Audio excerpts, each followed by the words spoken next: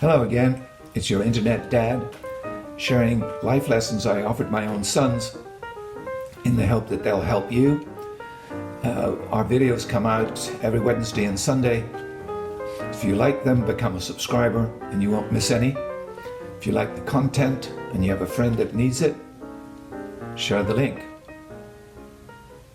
Now today's talk is about how to buy a car. Now, I'm not an automotive engineer. I'm just somebody who's bought a number of cars over a number of years in 3 different continents, and I want you to avoid the pitfalls that offers. Now, it may seem strange to you, or it may make perfect sense, that many people regard going to buy a car on the same level of pain and anguish as going to the dentist. It doesn't have to be that bad if you remember a few suggestions on my part and you conform to my do and don't list. So the first thing to remember is that cars are so much more reliable today than they were 25 years ago. They have a lot of features like lane guidance, driver assist, super nav systems, heads up, and the like. We could only dream about those things a few years ago, but the most important thing to remember is that they are so much more reliable than they used to be. The second suggestion is you've got to realize that the internet has altered the purchase of cars completely. There's so much information out there. I'm not talking just the Blue Book value of the car you're looking to buy. I'm talking about all the Carfax and similar websites that you can get information on your car. Because the car that you want, you have to become an expert in. It may be surprising to you, but the average car salesman is in a profession with a very high turnover, and you may be arriving at the dealership with more information on that particular car than he has. A second-hand car from a dealer that has been traded in is probably a good buy for you, because if something goes wrong with it, you're local and you can take it back for them to correct obvious errors. Now, a private sale offers a deep discount on what the dealer would charge you, but you got to be careful. You should really only buy a private sale car from somebody that you know personally, and even then you should get a letter from them describing all the faults that there are on the car at the point of sale. And finally, get a mechanic to check it out.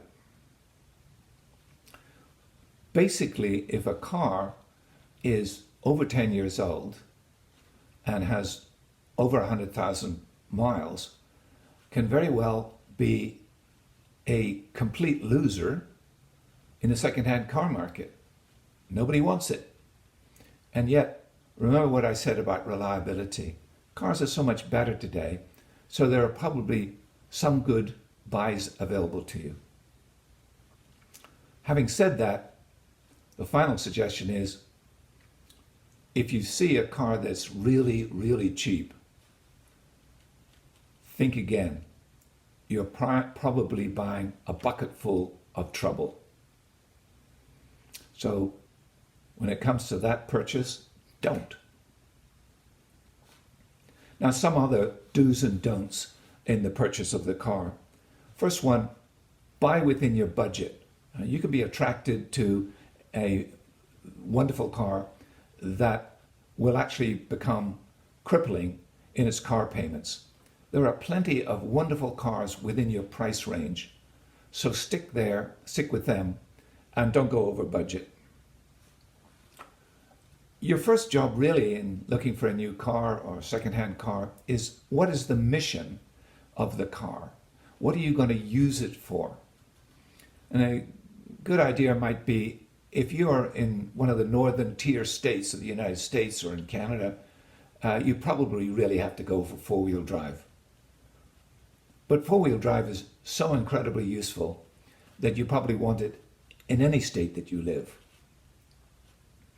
But conversely, electric cars might be a bit of a challenge in the same northern tier. They may be more suitable for California, Texas, or Florida.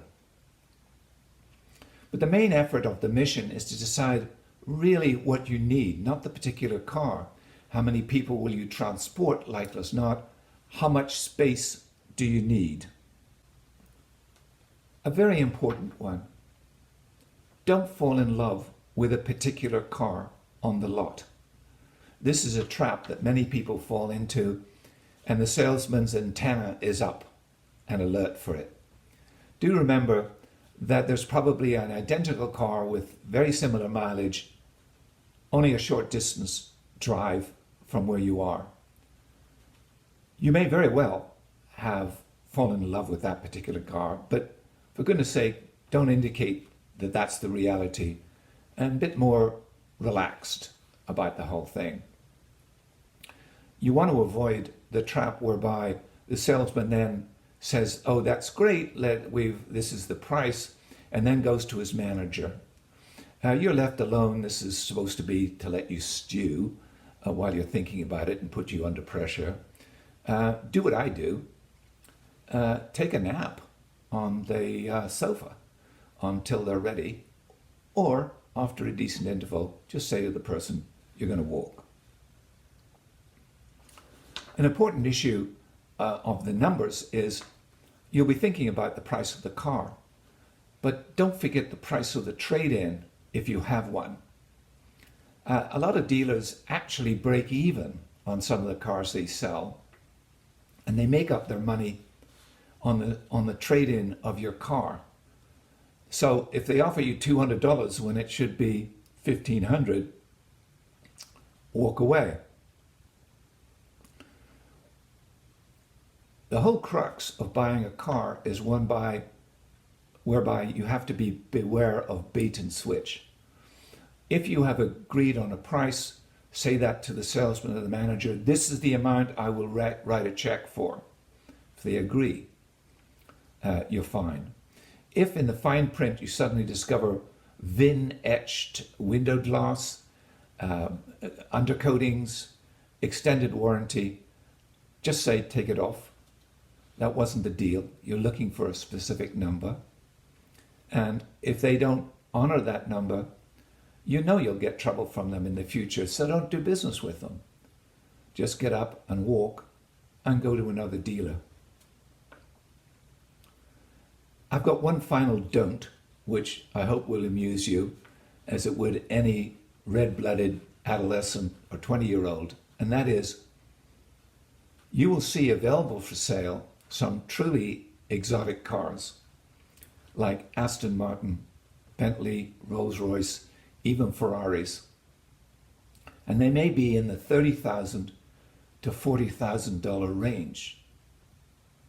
They'll likely have 15 to 20 years on the car, but they'll look absolutely brilliant, and most of them have low mileage because they're aspirational cars.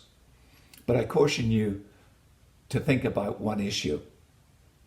It may be $30,000 to $40,000, and you may have that money.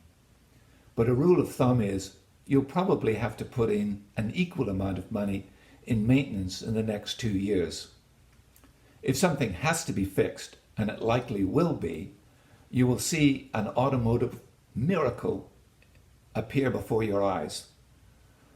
When the bills come in for the labor and parts, your $30,000 Aston Martin will suddenly be translated into the $200,000 car it once was. So be careful. So those are my do's and don'ts and suggestions. If you find them useful, and you find a friend that might find them useful, for goodness sake, give them the link. In the meantime, happy hunting. Till next time.